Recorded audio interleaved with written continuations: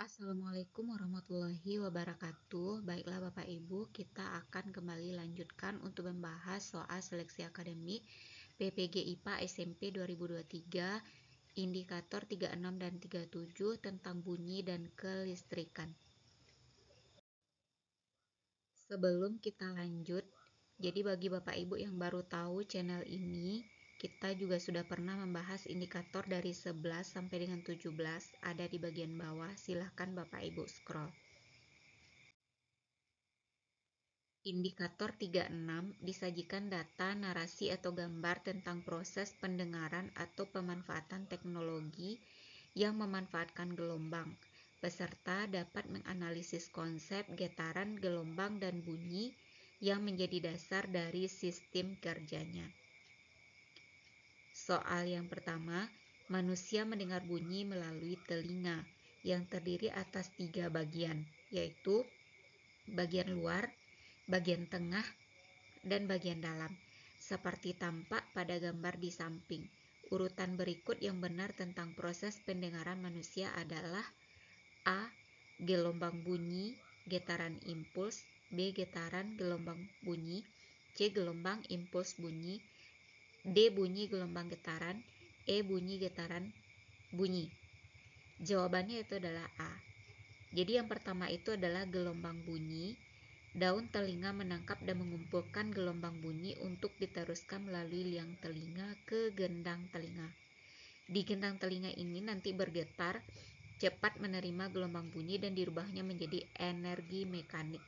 Getaran diteruskan ke koklea yang mengandung cairan yang akan bergerak dan merangsang sel-sel rambut pada organ korti di koklea. Getaran bunyi ini dikirim melalui saraf sensoris menuju otak dalam bentuk impuls. Otak menerima impuls dan menerjemahkannya sebagai bunyi. Jadi urutannya adalah gelombang bunyi, getaran, dan impuls. Soal kedua, perhatikan tanda X yang terdapat pada bagian telinga manusia. Bagaimanakah fungsi bagian X tersebut? A. Meneruskan getaran ke jendela oval, B. Meneruskan getaran ke osikula, C. Keseimbangan tekanan udara, D. Reseptor gravitasi, E. Reseptor suara. Jadi yang ditunjuknya ini adalah gambar bagian telinga dalam, yaitu rumah siput atau koklea. Fungsinya itu merubah energi atau gelombang suara menjadi impuls listrik dan meneruskannya melalui saraf pendengaran ke otak, sehingga otak dapat memproses informasi yang terkandung di dalam bunyi tersebut. Selain itu, di telinga dalam juga terdapat organ kanalis semisirkularis yang berfungsi sebagai organ keseimbangan. Lalu osikula, apa itu osikula? Itu adalah sekumpulan tulang yang berperan sebagai penyusun telinga bagian tengah. Ada 3 jenis tulang yang menjadi bagian dari osikula, yaitu martil, tulang pendengaran, yaitu tulang yang melekat di gendang telinga. Kemudian jendela oval itu adalah selaput yang menutupi pintu masuk koklea di telinga bagian dalam. Kemudian bagian penting lain dari telinga bagian dalam yang mengatur keseimbangan ini terdiri dari utrikel dan sakukel, yaitu sel rambut yang menjaga keseimbangan posisi kepala terhadap gaya gravitasi. Mereka juga disebut reseptor gravitasi. Gangguan pada vestibular atau infeksi pada telinga bagian dalam dapat menyebabkan vertigo. Jadi jawabannya meneruskan getaran ke jendela oval. Kalau untuk meneruskan getaran ke osikula ini tidak mungkin karena osikula sendiri berada di bagian telinga tengah, sedangkan koklea sudah berada di bagian telinga dalam. Keseimbangan tekanan udara ini itu adalah fungsi dari saluran eustasius yang menghubungkan antara telinga bagian dalam dengan rongga mulut. Reseptor gravitasi yaitu yang tadi pada utrikel dan sakukel. Reseptor suara itu adalah gendang telinga. Maka jawabannya adalah A. Soal selanjutnya, kelelawar dan lumba-lumba mempunyai sonar sehingga mampu mendeteksi benda termasuk mangsanya. Mekanisme pendeteksian benda oleh kelelawar adalah, ini pilihan jawabannya. Jadi kelelawar itu adalah binatang malam, tetapi mereka bisa terbang tanpa menabrak sesuatu yang ada di depannya karena adanya ekolokasi. Apa itu ekolokasi? Jadi kelelawar itu dapat mengeluarkan gelombang ultrasonik. gelombang frekuensi tinggi pada saat terbang. Gelombang yang dikeluarkan akan dipantulkan kembali ke benda-benda atau binatang lain yang akan dilewatinya dan diterima oleh satu alat yang berada di tubuh kelelawar. Kemampuan kelelawar untuk menentukan lokasi ini disebut dengan ekolokasi. Jawabannya adalah B, yaitu kelelawar mengeluarkan suara dengan frekuensi tinggi dan memantulkannya sehingga suara yang didengar ulang dapat mendeteksi jarak benda atau mangsa. Soal selanjutnya, meski tidak ada cahaya cukup, kelelawar dapat terbang malam hari tanpa menabrak dinding atau pepohonan. Hal ini dapat terjadi karena A. Mampu memancarkan inframerah dan menerima kembali pantulannya. B. Mampu memancarkan gelombang bunyi dengan frekuensi sangat tinggi. C. Mampu menangkap gelombang bunyi yang dipantulkan. D. Mampu memancarkan dan menerima kembali gelombang elektromagnetik. E. Menerima gelombang mikro dari benda-benda yang ada. Jawabannya itu adalah mampu menangkap gelombang bunyi yang dipantulkan. Indikator 37. Disajikan narasi, data, atau gambar tentang gejala kelistrikan pada proses biologis makhluk hidup. Peserta dapat menjelaskan tahapan atau konsep terjadinya gejala kelistrikan. Sisir plastik digosok ke kain wol, kemudian didekatkan ke rambut, akan mengakibatkan beberapa helai rambut berdiri mendekati sisir. Pernyataan berikut yang benar berkaitan dengan gejala tersebut adalah setelah sisir digosok ke kain wol memiliki.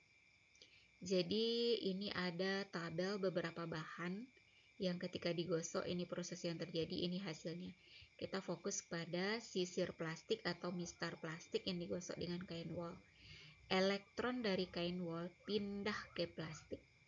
Jadi otomatis sekarang sisir plastiknya itu kelebihan elektron sehingga dia akan bermuatan negatif. Jawabannya adalah A. Selanjutnya, akumulasi listrik statis yang berlebihan pada tubuh diketahui dapat menimbulkan dampak yang tidak diinginkan seperti potensi terkena petir, menimbulkan medan listrik yang dapat membuat tubuh tersengat saat menyentuh logam.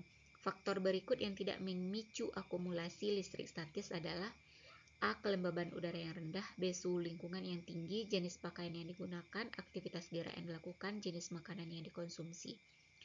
Jadi ada beberapa faktor luar yang dapat memengaruhi adanya akumulasi listrik statis di dalam tubuh. Salah satunya adalah pakaian yang digunakan. Pakaian dengan bahan wol, polyester, dan sutra itu adalah bahan yang dapat menyebabkan jumlah proton dan elektron tidak seimbang. Itu karena pakaian dari bahan tersebut merupakan konduktor listrik dan penghantar listrik. Berbeda dengan pakaian yang berbahan katun yang relatif tidak statis. Selain itu, berjalan dengan menyeret kaki juga dapat membuat tersentrum karena gesekan antara kaki dan lantai mampu memindahkan banyak elektron pada kaki dan proton dari tubuh ke lantai.